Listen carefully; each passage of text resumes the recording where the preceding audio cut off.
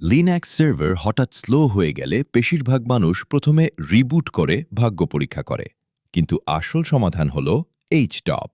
এইচটপ একটা real time process monitor, যেটা টার্মিনালে প্রতিটা রানিং প্রসেসের সিপিইউ, র্যাম আর ডিস্ক আইওইউজ দেখায় লাইভ।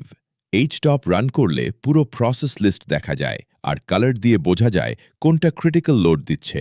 সবুজ মানে নর্মাল, লাল মানে ওভারলোড। যেমন ধরুন, একটা ব্যাকআপ স্ক্রিপ্ট হঠাৎ পুরো সিপিইউ দখল করে ফেলেছে, তাই পুরো সার্ভার স্লো হয়ে গেছে। F6 চেপে সিপিইউ অনুযায়ী সোর্ট করলে সেই প্রসেস এক নিমিষে সবার উপরে চলে আসে।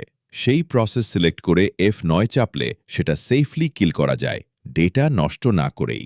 টপ কমান্ড দিয়েও একই কাজ সম্ভব, কিন্তু এইচটপের কালার আর কিবোর্ড ন্যাভিগেশন অনেক বেশি সহজ আর দ্রুত।